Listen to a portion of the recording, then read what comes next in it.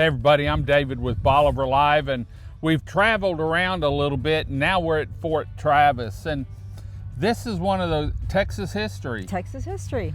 It's my favorite thing. We get a lot of people in to the tourism center that says, man, what's there to do on Bolivar? And this is the first place I send them. I tell them, I said, you know, you've got to go to Fort Travis, and we'll show them on the map. And then I said, you can go down and take a picture in front of the lighthouse, and then go towards the ferry and go around Frenchtown Road, and you can see the bay and all that there. And then I bring them back up, you know, and head back up towards High Island as a second day. And so it's true. It is true. You can spend a lot of time here. Oh yeah, it's you can. You can spend 3 or 4 or 5 hours even when here. It's hot. I've been here when it's dead of summer, hot, but it's still. The wind's always. The wind. There's always a breeze, and there's just. It's so peaceful. You know, this is in the top 10 places voted to fly a kite because there's always a breeze. I believe it. And so much open space, unobstructed, beautiful. But the view, we've got tankers anchored. We've got. We don't have our cargo view in our film right now, do we? There's a cruise ship over here.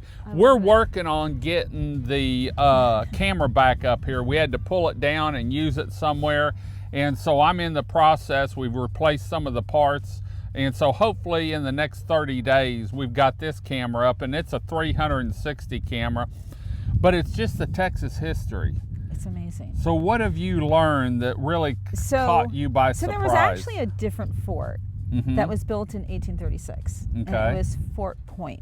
Okay. And then they moved it in 1898 over here to Bolivar Peninsula because we need to protect that. We keep forgetting how important that port was in our history. One of the other shows, it was number 2 to New York. Yeah. And people always think about New York bringing in people. I think especially if you live down here, you get so used to that, and you see the cruise ships, and we see the barges go through, but we don't even think about the history. The history, and it was so important to the entire United States economy. Like we banked on stuff coming in and out of that port, and so of course they had to protect it. Right. And so, you know, it got its name after a commander from the Republic Army, from the War of the Republic, right?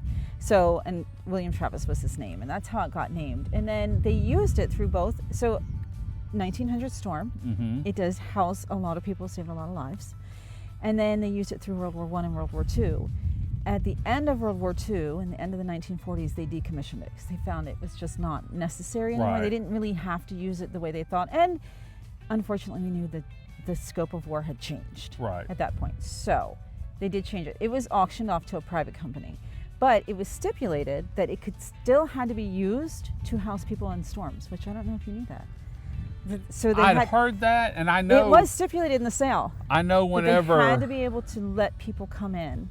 I know that whenever we have storms, the fire department, like Port Bolivar, I believe they park a lot of their equipment up here, or some of their equipment here.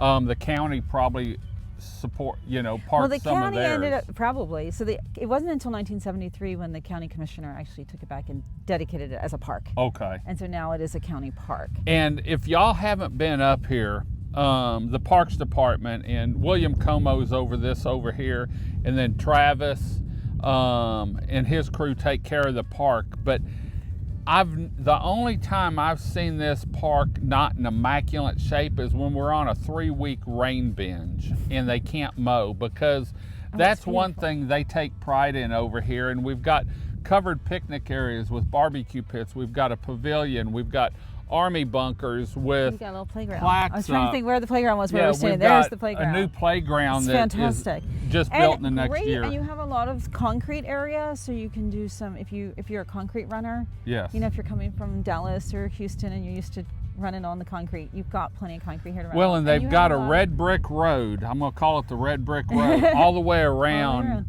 And this is the same elevation, if I'm not mistaken, as the seawall. Yes, 17 feet. It is 17 feet. They built and it up. So you can see what it does up here, but the red brick road goes about halfway or 3/4 of the way around and makes it. I see a lot of people. I was up here on the full moon the other night, and there were people up here walking when I was getting set up with the cameras and stuff. So it really is, and it's just beautiful. Again, just very peaceful, and we love. You know, I think people come to the beach because they're searching for that little minute Piece of heaven. peace. Yes, and here it is, and it's just gorgeous. Yep. So, another thing to do that One you more think is thing going to to do. be like a 5-minute trip, but it ends up being. Oh, it's You can get lost here. hours. Bring a book. I Bring a see book, people bring something picnicking to- out yes. here, having Yes. picnics out here. So It is gorgeous. if you're looking for a day trip, and we have done a show in the Bolivar Live day trips and things to do, we talk about the Fort Travis and give some aerial views, but make sure you come down, enjoy the Fort Travis, maybe look at some of the homes with Beth, Absolutely. enjoy a fresh seafood dinner at one of our family-owned restaurants, walk the beach, look for shark's teeth.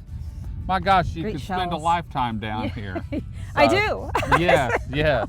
So, well, we're going to head on out. We just wanted to show you just a little bit of what you can do when you own a home here on Bolivar Peninsula. Until next time, I'm David with Bolivar Live with Beth Appleby. Y'all have a great day, great week. Come see us. God bless, and bye-bye.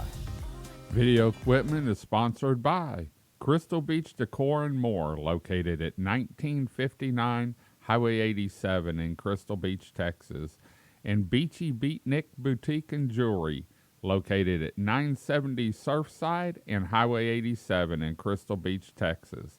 Thank you to these two businesses for being our 2025 video equipment sponsor for Bolivar Live. 60 camera, but it's just a Texas history. So what have you learned that really caught you by So there was surprise? actually a different fort that was built in 1836. Okay. And it was Fort Point.